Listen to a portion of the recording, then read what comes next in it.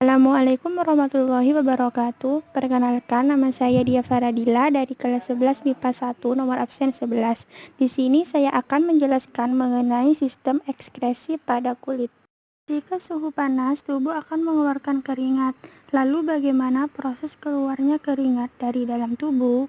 Nah, pada suhu yang panas, keringat menyebabkan pembuluh darah memberikan rangsangan kepada hipotalamus yang merupakan bagian dari keringat. Hipotalamus akan menghasilkan enzim bradikinin yang berfungsi untuk mengaktifasi kelenjar-kelenjar keringat dan pelebaran pembuluh darah. Pada kelenjar keringat inilah yang akan menyerap air dan urea dari pembuluh kapiler yang kemudian kulit akan membentuk keringat. Setelah keringat terbentuk, selanjutnya pori-pori pada kulit terbuka atau melebar sehingga keringat akan dikeluarkan atau diuapkan. Jadi, dapat disimpulkan bahwa tubuh mengeluarkan keringat ketika panas karena ada rangsangan hipotalamus. Kulit merupakan lapisan terluar dari tubuh yang mana berfungsi sebagai sistem ekskresi untuk mengeluarkan kotoran, racun, dan senyawa mineral berlebih melalui keringat.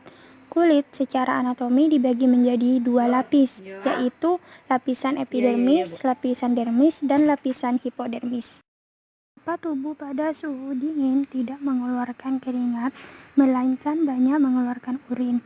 Dapat saya jelaskan bahwa apabila musim hujan, di mana suhu tubuh kita yang dingin akan merangsang hipotalamus, di mana hipotalamus di sini akan mengekskresikan enzim-enzimnya bradikinin tersebut yang akan menyebabkan pembuluh darah arteri di bawah kulit akan menyempit. Karena pembuluh darah arteri di bawah kulit menyempit, maka akan menyebabkan pori-pori pada kulit mengecil. Seperti itu, pada kulit keringat tidak dikeluarkan, melainkan urin yang banyak dikeluarkan, dan urin disalurkan ke ginjal. Yang pertama, saya akan menjelaskan mengenai proses pembentukan urea. Proses pembentukan urea terjadi di dalam hati, tepatnya pada matriks mitokondria dan sitosol. Amonia atau NH4 akan bergabung bersama CO2 yang berasal dari bikarbonat HCO3, kemudian bersama ATP atau molekul yang menyimpan energi.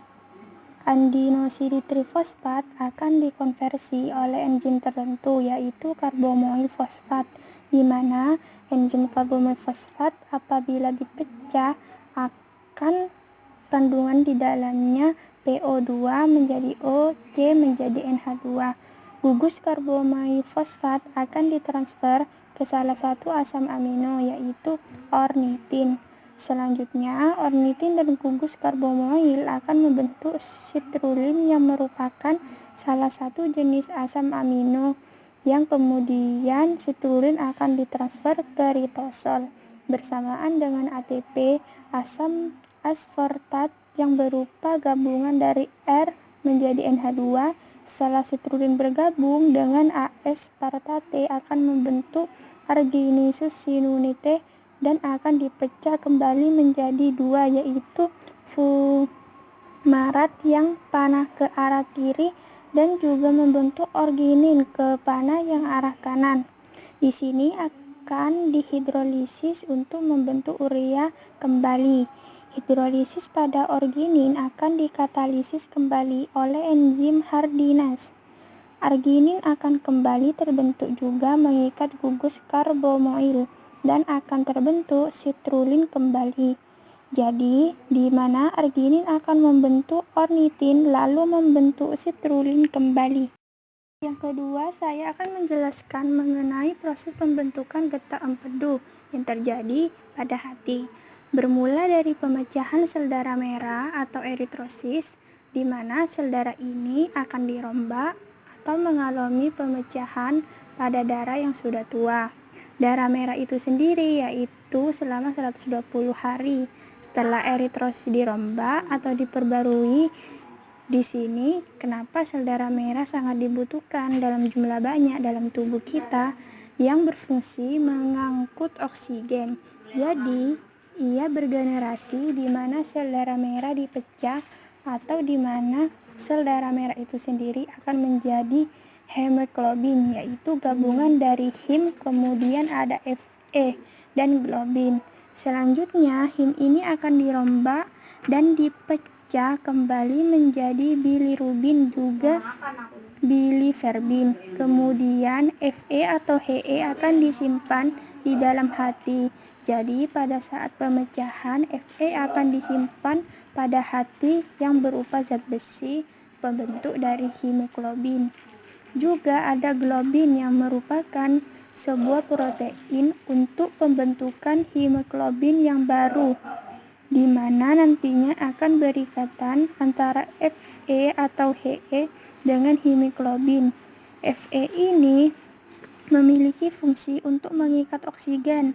Lalu yang tadinya dirubah menjadi bilirubin juga biliverbin. Bilirubin ini disalurkan atau dimasukkan ke alat pencernaan, terutama kuiduinun, yang mana di dalamnya akan terjadi oksidasi, di mana nanti bilirubin akan menjadi urobirin. Urobirin lah ini akan dibuang masuk ke dalam usus besar yang nantinya akan bercampur dengan feses dan urin. Selanjutnya, biliverbin akan disimpan ke dalam kantung empedu yang warnanya itu kehijauan atau kekuningan. Biasanya rasanya terasa pahit. Biasanya zat empedu ini akan disalurkan ke kantong empedu, seperti dapat kita jumpai hewan ayam yang berwarna hijau atau kekuningan pada kantong empedunya. Jadi itulah yang dinamakan kantong empedu berwarna kekuningan atau kehijauan. Sekian dari saya, kurang lebihnya mohon maaf. Wassalamualaikum warahmatullahi wabarakatuh.